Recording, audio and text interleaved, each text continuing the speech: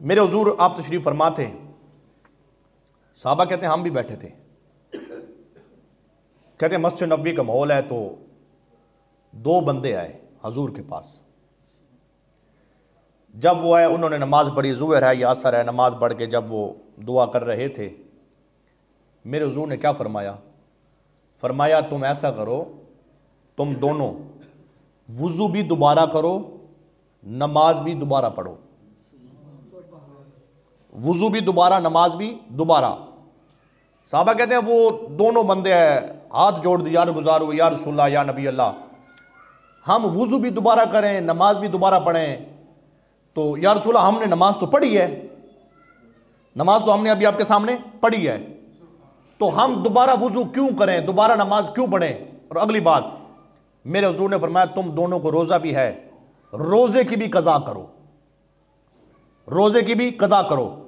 हुजूर फरमाइए तो सही, क्या हमसे गुनाह हो गया है तो हम वुज़ू दोबारा करें, नमाज भी दोबारा पढ़ें? हमने वुज़ू भी किया है, नमाज पढ़ी आपके सामने मस्जिद नबी में खड़े होकर, तो हम रोज़े की कज़ा भी करें? मेरे हुजूर ने फरमाया ना तुम्हारा वुज़ू बाकी है, ना तुम्हारी नमाज बाकी है, ना तुम्हारा रोज़ा बाकी है। हुजूर फरमाया तो सही। मेरे हुजूर ने फरमाया मैंने तुम्हें सुना है कि तुम फलां शख्स की गीबत कर रहे थे, तुम फलां की गीबत कर रहे थे। हुजूर फिर फरमाया इस वजह से जो किसी की गीबत करता है ना उसकी कोई इबादत कबूल है, ना वुज़ू कबूल है, ना रोज़ा है, ना नमाज है, कोई भी इबादत उसकी काबिल कबूल नहीं होती। जो किसी की गीबत करता है। हम नहीं देखते रहते कि नमाजी काफ़ी सारे मस्जिद में बैठ जाते हैं, नमाज पढ़ के फिर वहीं पे बैठ जाते हैं, कुछ तो चले जाते हैं, कुछ बैठ जाते हैं वहीं पे गपशप, जो नहीं है उसकी गीबत ना। ये मस्जिद है, अल्लाह का घर है, यहां आए हैं तो आकर गुनाह ना करें। अल्लाह का घर है, अगर बैठना है मस्जिद में या दरूद पढ़े या नबी की ज़ात पे सलाम पढ़े या कुरान पढ़े या जिक्र अज़कार करें या नवाफिल पढ़े। गुनाह वो भी मस्जिद में बैठकर, गुनाह करना तो वो भी मस्जिद में। अब आप लोग काफी सारे तकरीबन हर जगह पे ऐसे है, या कुछ अच्छे लोग हैं जो उठ के चले जाते हैं।